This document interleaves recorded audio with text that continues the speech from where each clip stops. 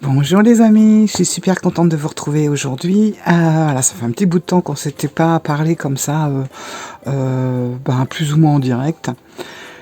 Et ben voilà, après 2 semaines et demie maintenant au Japon, je commence à avoir un petit peu plus de temps pour moi. Ça n'a pas été évident parce que on avait beaucoup de choses à faire et puis on est parti à droite à gauche, enfin voilà. Et maintenant, voilà, je voulais vous montrer notre premier jour de pluie. Enfin, il a plu toute la nuit. Et puis là, on a le soleil qui essaye quand même de percer. Et il fait gris. Bon, il pleut plus, mais il fait gris. Et donc là, je suis dans la maison de mes beaux-parents. Et voilà, on est sur les hauteurs de Yokohama. Donc c'est un petit endroit assez tranquille. Comme vous pouvez le voir, c'est quand même des pavillons un peu partout, donc ça va, c'est bon, c'est calme, voilà. Faut dire que Yokohama, un beau corbeau là qui vient de passer. Yokohama, c'est une ville quand même avec beaucoup de personnes, voilà, il repasse, beaucoup de personnes âgées quand même. Donc c'est tranquille. Voilà, alors tout ça pour vous dire que on va reprendre un petit rythme. Alors je ne sais pas si je vais pouvoir, non c'est même sûr, je vais pas pouvoir vous présenter comme ça des jeux 2 fois par semaine, voire même 1 fois par semaine, parce que j'ai pas tous mes jeux ici, et puis je vais pas non plus commander une tonne de jeux au Japon, parce qu'après va falloir les ramener, et puis déjà que j'étais limite au niveau de ma valise pour venir, voilà quoi. Donc je vais me restreindre, mais je sais pas, je vais voir. De toute façon, vous avez vu, c'est vraiment au feeling. Je peux vous parler de cartes, je peux vous parler du Japon, de Yokohama, de Tokyo, comme je peux vous parler de Traveler. Enfin bon, voilà, ça passe un peu du coq à l'âne quelquefois, mais on reste quand même toujours dans les énergies de ma chaîne qui sont en général basées sur les carnets, sur les cartes et sur les bougies. Voilà, en général c'est un peu comme ça que ça se passe. Donc voilà, alors là on va se retrouver tout de suite comme ça, parce que moi j'ai pas non plus toute mon installation avec ma perche, tout ça, etc. Donc je vais tenir en essayant de pas vous donner trop mal au cœur, comme ça, un peu à l'arrache. Et je vais vous présenter du coup le jeu que j'ai commandé. Alors vous allez voir, moi c'est un coup de cœur, mais je l'avais repéré déjà depuis quelques temps, hein. Ça n'a pas été juste vu, hop ça y est je le prends, je l'avais déjà repéré malheureusement. En France on peut l'avoir, enfin c'est pas que vous pouvez l'avoir en France, mais vous pouvez commander sur Amazon Japan. En plus, c'est vrai que le yen, pour nous, Européens, c'est très très intéressant actuellement, puisque le yen japonais n'a jamais été aussi bas. Donc ça, c'est vraiment de bonnes affaires. Mais en contrepartie, vous allez payer les frais de livraison. Voilà, mais sur Amazon, il n'y a pas de frais de douane. Donc voilà. L'un dans l'autre, c'est quelque chose qu'on peut quand même acquérir. Je vous retrouve tout de suite. Et voilà les amis, on se retrouve, on est installé un petit peu à l'arrache, hein, je vous le cache pas, on est sur le futon, un ras-le-sol. Voilà. Ça pourrait être mieux, mais voilà, c'est vraiment dans le feu de l'action, naturel, il n'y a pas de chichi, c'est entre nous. J'avais acheté cette comment on appelle ça, cette étoffe au mont Fuji, parce que je la trouvais très très jolie. Elle représente le dieu de la foudre, voilà. Il y en avait d'autres bien sûr, mais j'ai beaucoup aimé celle-là, surtout par son coloris un petit peu neutre, un petit peu marronné comme ça, parce que c'est vrai que les étoffes japonaises souvent peuvent être un peu trop chargées, et parfois même chargées en couleurs, et je trouve que quand on étale ces cartes, ça tue un peu l'imagerie, les illustrations quand il y a une étoffe trop colorée. Du coup j'ai pris celle-là, voilà. Bon, bah écoutez, on va faire avec, je trouve elle est pas mal. Et puis, bah sinon, vous voyez, on est installé au sol. C'est vraiment le futon traditionnel. Donc, je suis vraiment par terre. Voilà, alors, je vais vous présenter un tarot qui est ce tarot, le Taisho Roman Tarot. Alors, c'est un jeu que j'avais repéré déjà depuis un petit bout de temps, hein, mais voilà. Alors, le Taisho Roman Tarot, c'est quoi? Bah, déjà, c'est un clone. Franchement, vous allez voir, c'est vraiment un clone dans les moindres détails de l'original. Et c'est ce que j'ai beaucoup aimé parce que j'avais pas envie, enfin, en tout cas pour le moment, j'avais pas trop envie de me lancer dans quelque chose de complètement différent. Je voulais vraiment un jeu. En plus, c'est vraiment ce que je recherchais. Je voulais vraiment un jeu avec une ambiance japonaise, quelque chose de vraiment créé au Japon, mais je voulais pas non plus que ce soit trop folklorique, etc. Et quand j'ai vu celui-là, déjà, il y avait pratiquement 5 étoiles ou 4 étoiles, je sais plus, sur Amazon. Enfin, il était super bien coté. Et il est vraiment... voilà. Moi, je suis pas spécialement fan comment il s'appelle déjà? Du manga tarot. J'ai essayé et non, c'est pas passé. Je trouve... Alors moi, j'aime pas du tout les mangas. C'est pas... J'aime certains animés, comme tous les animés de Miyazaki, j'aime beaucoup. Je trouve que c'est très agréable à regarder, tout ça. Mais les mangas illustrés, c'est pas du tout mon truc. Voilà. Et dans ce jeu, dans le Taisho Roman Tarot, justement, j'ai retrouvé le côté un petit peu estampé, on va dire, des illustrations japonaises. Et le côté manga est enfin mis de côté. Il ressort pas du tout. Et c'est ce qui m'a énormément plu dans ce tarot. Alors, je vais vous le montrer. Donc, je voulais déjà, la couleur, j'aime beaucoup. On est dans des tons, un parme violet. Enfin, c'est très doux, très joli. Et il faut savoir que Taisho, c'est quoi? C'était, c'est l'ère Taisho, c'était un empereur, l'ère de l'empereur Taisho qui a dû durer une quinzaine d'années et qui était un petit peu l'ère romantique de cette époque. Alors ça correspondrait un petit peu à ce qui est chez nous en Europe la Belle Époque, voilà. Donc ça va être basé sur cette ère-là. Et vous allez voir, c'est vraiment très très très beau. Alors, je vais l'ouvrir. J'ai qu'une main parce que forcément, de l'autre, je tiens la caméra. Alors, attendez, on va essayer. Je n'ai pas changé, hein, je suis toujours aussi bien organisé. Hein. Donc, une boîte, je vais me mettre comme ça. Hop. Voilà, toute simple, mais ceci dit, très jolie, avec des encoches. Voilà. Et qui vient de chez Luna Factory. Hop. Alors moi, bien sûr, voilà, qu'est-ce que j'ai fait? J'ai mis ça dans une de mes pochettes. On a un petit livret, Taisho Roman Tarot. Alors très intéressant parce que le livret, là on est sur de l'authentique. Hein. On est vraiment sur quelque chose, comme vous pouvez le voir, on est en japonais, en anglais. Bon, il n'y a pas français, hein, mais voilà, on est bien avec du japonais et de l'anglais. Et puis, on a également la carte inversée, japonais et anglais, et voilà. Et en haut, vous avez voilà, le nom de la carte. Vous avez des mots-clés à chaque fois pour chaque carte. Donc, c'est pas mal. Voilà, puis moi, en même temps, ça me fait un peu réviser un peu le japonais, quoi. Donc c'est quand même très très sympa.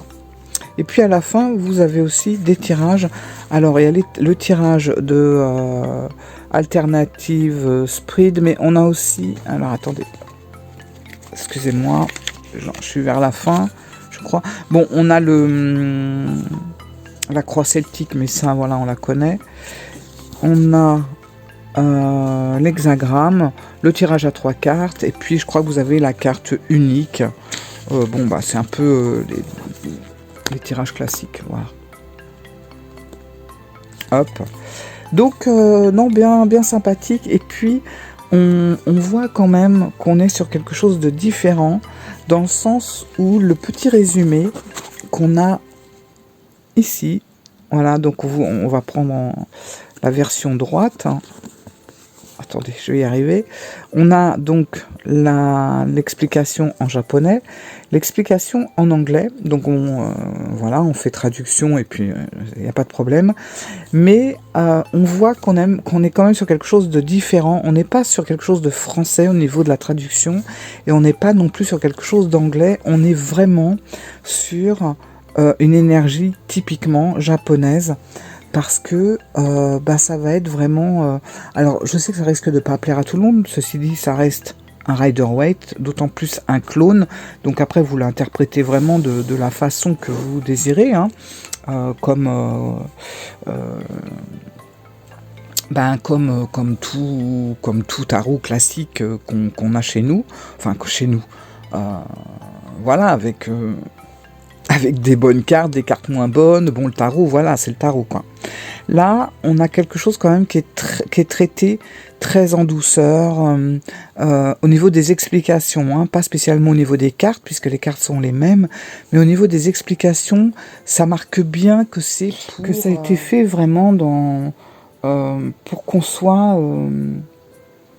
pour qu'on se sente bien, pour qu'on se soit vraiment... c'est marqué dans le livre, vous avez quelques lignes, et ça nous dit... que c'est dans l'espoir que ça puisse nous faire sentir un peu plus chaud, plus soulagé, plus heureux à la fin de chaque journée. Voilà, si on tire une carte une fois par jour, c'est vraiment pour essayer de se rebooster, d'être bien. C'est des cartes, vous allez voir, qui sont remplies de douces pensées. Donc c'est typiquement japonais, quoi. C'est vraiment basé dans le bien-être, dans notre bien-être. Contrairement, enfin je sais pas si vous saisissez la nuance, contrairement par exemple à nous, comment on utilise le tarot en Europe, où ça va être quelque chose qui va être un peu, voilà, rentre dedans, un peu, ça va un peu nous décrasser, ça va nous secouer. Là, c'est vraiment pour essayer de se mettre dans une zénitude, voilà, se détendre, enlever le stress. Bon, c'est vraiment japonais, et d'ailleurs les tirages qu'on peut avoir, enfin les cartomanciennes qui font des tirages, alors on peut pas leur reprocher parce que c'est leur façon de faire, mais vous verrez ça dans une autre vidéo, elles ont tendance à toujours, comment dire, j'allais dire mieler un petit peu les réponses. C'est rarement... Bon, c'est le Japon, hein, c'est rarement pour déranger, c'est rarement pour vous secouer, c'est rarement pour mettre le doigt là où ça fait mal. Ça va être plutôt pour vous passer un peu de douceur, de miel, voilà, pour vous faire du bien. Bon, c'est comme ça que les cartomanciennes, les plus anciennes ou même les récentes, vont tirer les cartes. C'est vraiment pour nous faire du bien. En fait, c'est bien aussi parce que si vous êtes dans un état de stress, dans un état où vous vous sentez pas bien, ça va être quelque chose qui va forcément vous faire du bien. Ça, vous le savez par avance, ça va vous faire du bien. Ça va pas être pour essayer de régler une problématique. Ça va surtout être là pour vous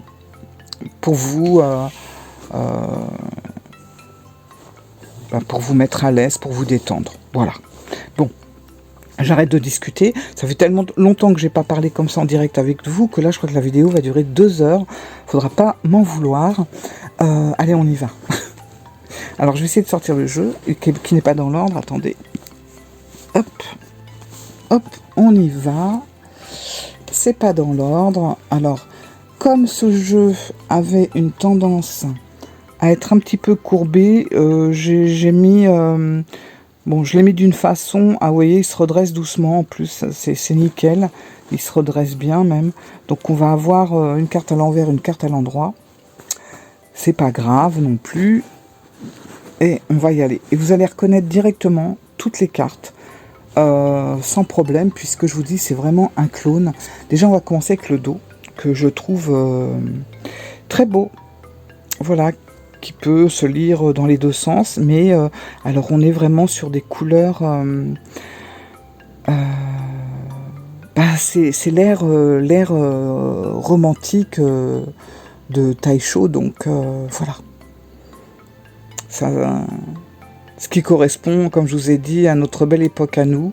Alors j'aime bien ce qu'on a un côté, je sais pas si vous le voyez un petit peu, on a des traits sur le fond, là, sur le fond crème. Les cartes ne sont pas blanches, elles sont crème, et ça donne un petit côté un petit peu ancien. Les couleurs dans des tons comme ça, un vieux violet, enfin bon bref, j'aime beaucoup les couleurs, quoi. Et voilà. Et les cartes vont se présenter comme ça, donc on est vraiment sur quelque chose qui ressemble plus à des estampes, mais sans non plus le côté trop ancien, vous voyez, on a quand même quelque chose d'un petit peu plus moderne que les estampes qu'on a l'habitude de voir au Japon. Bon, alors, on attaque avec, vous voyez, le 3 de coupe. Et vous voyez, tous les détails y sont jusqu'aux citrouilles qu'on a sur celui du Rider-Waite Smith. Voilà, le 2. Le 2 de coupe. Il est magnifique. Les couleurs sont d'une grande douceur. Et on n'a pas des couleurs qui partent partout. On reste sur des tons un peu violine, rouge-orange, et noir. Ça reste classique. Voilà. Le page d'épée.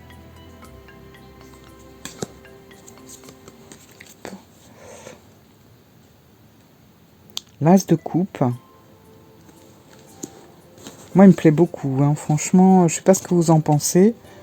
Le hiérophante.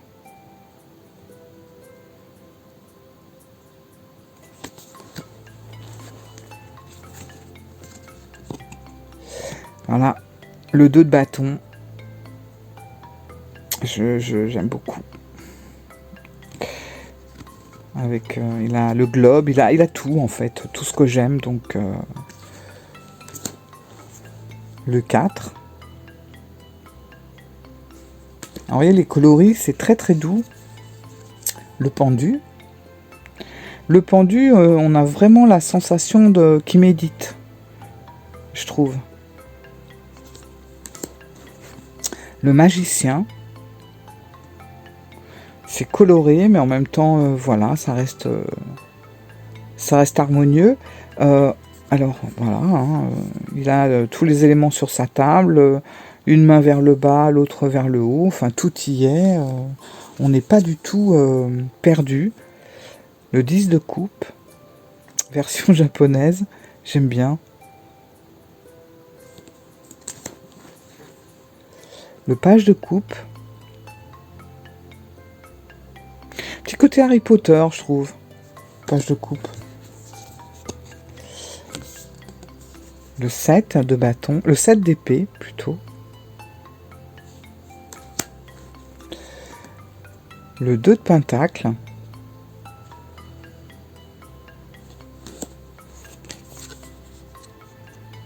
Le 3 de pentacle. J'espère que vous voyez bien. J'essaye de me mettre dans le sens... Alors, la pièce est assez lumineuse, mais comme il fait pas très beau aujourd'hui, c'est peut-être un peu sombre.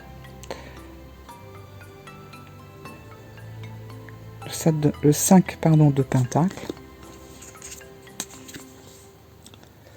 Le 6 de bâton.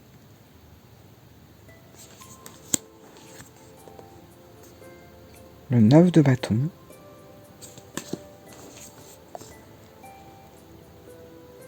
Le page de pentacle.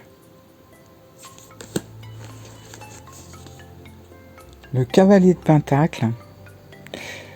Certains cavaliers ont un petit côté samouraï. Hop. Les amoureux. Les amoureux, et on a au centre des amoureux le mont Fuji. Je crois qu'il apparaît sur 2 cartes, le mont Fuji. Le 6 d'épée.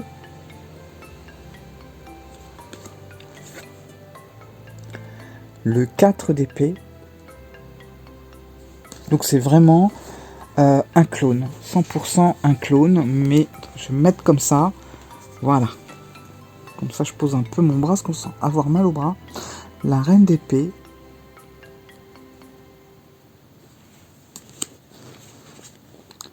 Le cavalier de bâton.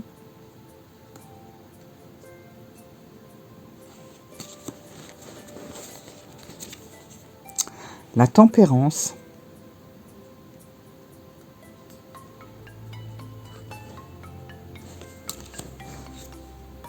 La mort.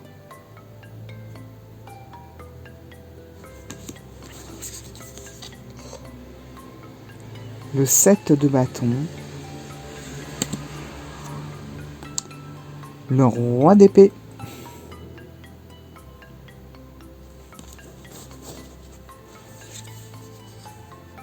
La force.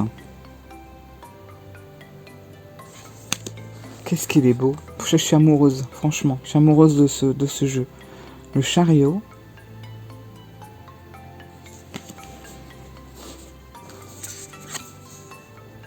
Voilà, alors j'aime beaucoup le 9 de Pentacle. Donc là, ça représente vraiment ce côté belle époque de l'ère Taisho, l'ère romantique de Taisho. Et je trouve que cette illustration, on a l'impression qu'elle sort tout droit d'un animé de Miyazaki. Je ne sais pas si ça vous fait cette sensation-là, pour ceux qui aiment ce genre d'animé-là, mais moi ça m'a fait penser à ça tout de suite. Je la trouve vraiment belle cette carte.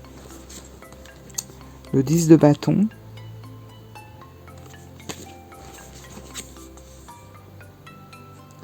Le roi de bâton. Non, le roi de coupe. Le 3 de bâton, une de mes préférées aussi.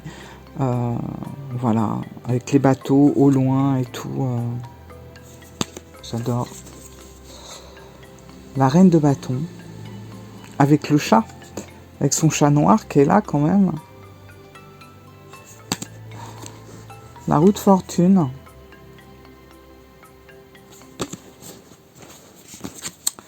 L'ermite, il a une drôle de tête, mais je l'aime bien. Je l'aime bien, cette ermite avec sa lanterne là.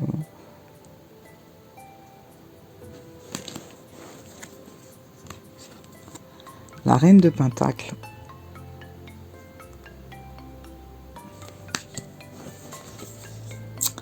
La justice. On sent vraiment l'air romantique de Taisho, enfin, en tout cas le côté romantique, je trouve qu'on le ressent bien par rapport aux couleurs, aux dessins, aux postures. Le roi de Pentacle. Il fait jeune pour un roi. En même temps, les Japonais, ils ont 40-50 ans, on leur en donne 30, quoi. C'est pas juste. Le page de bâton. J'aime beaucoup celle-là. C'est le fou. Regardez. Elle est magnifique, cette carte. Elle annonce vraiment la couleur du jeu, je trouve. Enfin, l'ambiance, tout. Très, très belle. C'est très délicat. Le 7 de coupe. La reine de coupe. Et moi, je suis contente que la reine de coupe soit pas noyée dans un océan. Elle a de l'eau autour d'elle, mais bon, elle est quand même sur du dur. Je trouve ça mieux que quand on voit une reine de coupe complètement chahutée par la mer, quoi. J'aime bien comme ça. Bon, bah là, on reconnaît tout de suite le 8 de bâton. Hein. Le diable.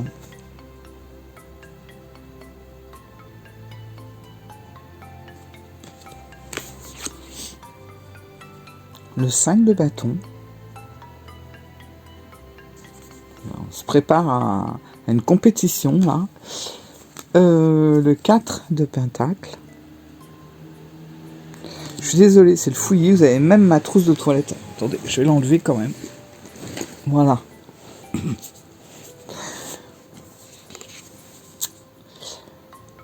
Le roi de coupe, le cavalier de coupe.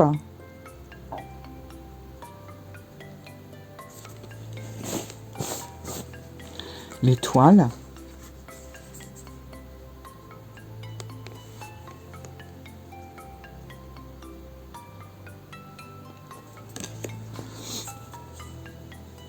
La tour. Alors là, forcément, on est sur une pagode.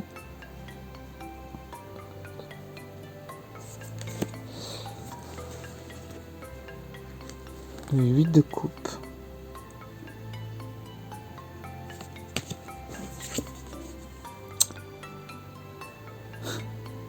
Le 9 de coupe, il me fait rire parce que je crois que j'ai jamais vu de japonais moustachu. Il y en a, hein, sûrement, mais bon. Le cavalier de bâton.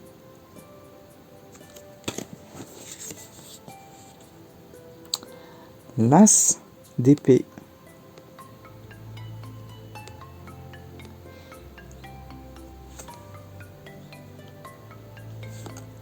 Excusez-moi. Le 2 d'épée.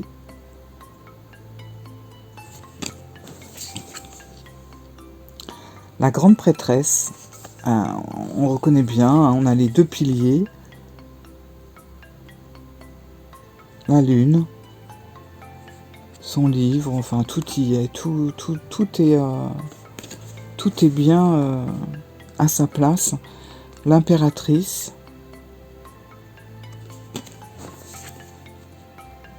L'empereur. On est carrément barbu. Le 5 d'épée.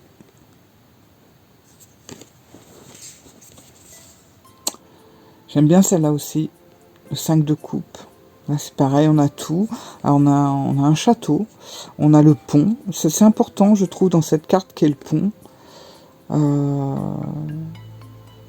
Après, bon, chacun ses repères. Mais moi, j'aime bien qu'il y ait un pont pour vraiment montrer la transition, quoi. Le 4 de coupe. La tour. La lune. Elle est marrante, la lune. Elle a une drôle de tête, quand même. Là, on retrouve un château au loin. Donc, on est avec le 8 d'épée.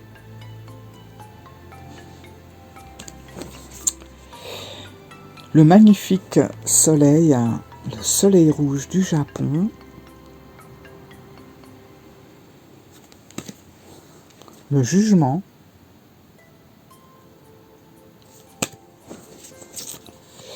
Le monde.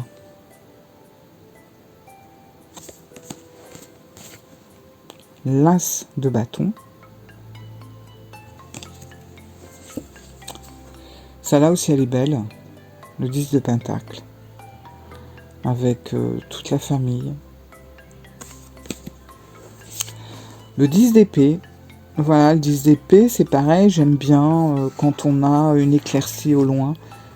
Voilà, c'est sombre, on voit qu'on est dans une mauvaise passe, mais bon, il y a de l'espoir. Le 9 d'épée.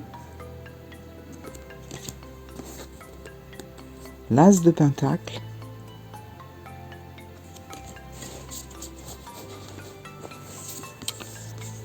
Elle est très belle, celle-là aussi. Le 6 de coupe. Magnifique carte, je trouve. Il est trop beau, ce jeu. Le 8 de pentacle.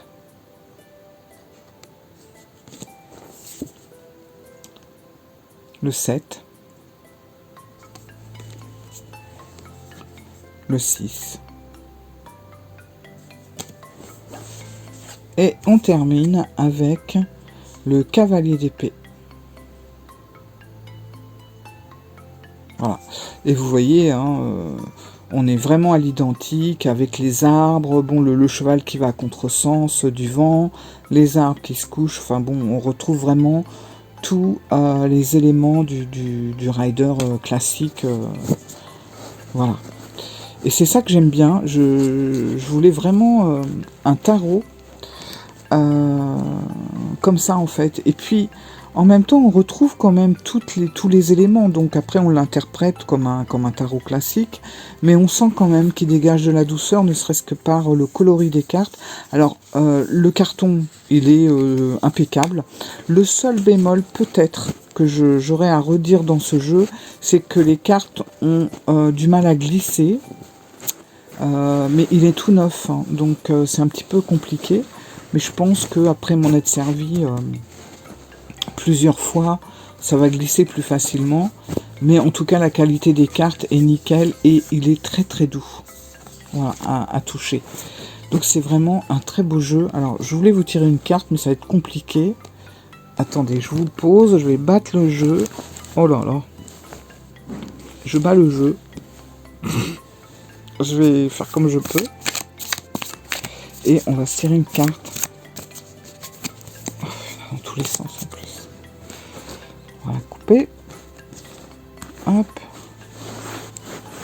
Voilà, c'est un peu... je suis désolée. C'est un peu le bazar. Mais c'est pas grave. Prendre ça. Et on prend... on a le 7 de coupe. Hop. Alors, voilà. Donc 7 de coupe, ça va peut-être nous demander tout simplement est-ce que nos désirs sont réalistes et comment réaliser peut-être aussi nos souhaits, nos tentations, nos joies, nos espoirs, comment pouvoir les réaliser. Donc c'est vraiment, cette carte, elle nous invite vraiment à réfléchir, peut-être aussi sur nos rêves les plus secrets. Qu'est-ce que vous pouvez mettre en place pour réaliser vos rêves les plus intimes, par exemple? Bon, c'est une jolie carte. Bon, c'est la carte de l'illusion. C'est sûr, c'est la carte de l'hésitation. C'est la carte du choix aussi. Hein. C'est les tentations. Voilà. Bon, c'est une jolie carte, moi je trouve. Voilà les amis, et ben écoutez, je suis vraiment contente de vous montrer ce jeu. Moi j'ai vraiment eu un coup de foudre pour ce tarot. Je pense que il va pas mal me suivre. Alors j'aime beaucoup, vous imaginez bien, que j'ai testé pour le mixer avec, alors attendez, où je l'ai mis, il est là, pour le mixer avec l'oracle du soleil levant. Alors on n'est pas tout à fait sur le même style de dessin, mais c'est pas grave. Par exemple, on a tiré la carte du 7 de coupe que j'ai déjà rangé, désolé. On va essayer de se tirer une carte, c'est le bazar, l'oracle du soleil levant. Et on a le samouraï. Voilà. Si je recherche ma carte du soleil... Voilà. Hop, et on va mettre la carte du soleil levant. Alors moi j'aime bien avoir parfois, pas tout le temps, hein, mais j'aime bien avoir des cartes de tarot et avoir un accompagnement avec une carte oracle.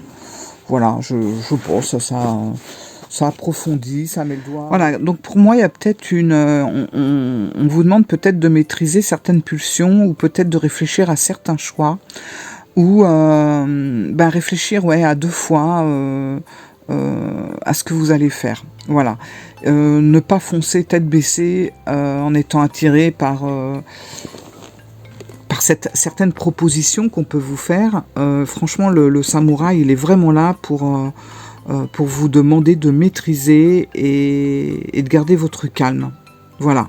Avant d'agir. Par rapport à plusieurs possibilités qui pourraient s'offrir à vous. Voilà un peu comment vite fait, hein, comment je pourrais parler de ces deux cartes. Alors tout ça pour vous dire franchement que l'oracle du soleil levant avec le tarot de Taisho Roman est vraiment, je trouve qu'ils vont vraiment bien ensemble. Alors ils sont différents dans leur dessin, hein, il n'y a pas photo. Là, on a des couleurs beaucoup plus appuyées. Là, c'est beaucoup plus nuancé, c'est beaucoup plus doux. Mais en même temps, je trouve qu'il y a une énergie quand même qui est assez, qui est assez similaire. Enfin, je sais pas, ils se connectent très très bien tous les deux en tout cas. Voilà, c'est deux jeux qui se connectent vraiment, vraiment à fond. J'aime beaucoup. Je suis vraiment contente d'avoir ce tarot-là et de pouvoir le mixer avec l'oracle du soleil levant. Ah, je suis mal installée, je suis désolée, je suis toute tordue. Voilà. Eh bien, écoutez, merci beaucoup les amis d'avoir regardé la vidéo. J'espère que ça vous a plu. Et puis, on en fera d'autres bientôt. Alors, je ne sais pas si c'est sur des jeux ou sur du blabla entre nous. En tout cas, si jamais vous avez des questions, ne vous gênez pas pour me les poser en barre d'infos. En commentaire plutôt, n'importe quoi. Ça fait 2 semaines et demie que j'ai plus fait de vidéo vraiment comme ça, je raconte n'importe quoi. En tout cas, ne vous gênez pas si vous avez des questions en commentaire. Je sais que je suis très très très en retard au niveau des commentaires, c'est le bazar total. Écoutez, m'en voulez pas, moi j'ai toujours mis un point d'honneur à répondre à tout le monde, tout le temps. Il faut que je me rattrape, il faut que je rattrape mon retard, parce que moi j'adore vous parler, j'adore vous répondre, et ça va pas, je crois que j'ai 2 vidéos en retard, c'est n'importe quoi. Donc promis, je vais rattraper tout ça, là ça commence à se stabiliser pour moi, donc ça va être plus simple. En tout cas, je pense très très fort à vous. Merci pour votre gentillesse, merci pour tous vos derniers commentaires auxquels je n'ai pas forcément répondu par manque de temps, mais vous avez été adorables. La communauté de la Cour des Oracles est vraiment une communauté en or. Voilà, je vous aime beaucoup et je pense très très fort à vous, je vous oublie pas, je pense vraiment régulièrement à vous. Je me dis, il faut que je leur parle, il faut que je leur réponde, il faut que je leur fasse une vidéo, parce que c'est important pour moi aussi d'avoir cette interaction régulière avec vous. Voilà. Bon, je pense que je sais plus à combien de minutes on est puisque j'ai fait 2 coupures. Ah, puis je suis tordu. Ouais. C'est pas évident de vivre au sol quand on est pas japonais. Moi, je vois mon mari, il se met en position du lotus, même pour manger, je sais pas comment il fait. Moi, je peux pas, je suis raide comme un piquet, je peux même pas plier les genoux. Enfin bon. Voilà quoi. Sur ces bonnes paroles, je vous fais plein de gros bisous et à très très vite pour d'autres aventures, cartes ou autres, je ne sais pas trop encore. Je vous embrasse. Ciao les amis, à bientôt.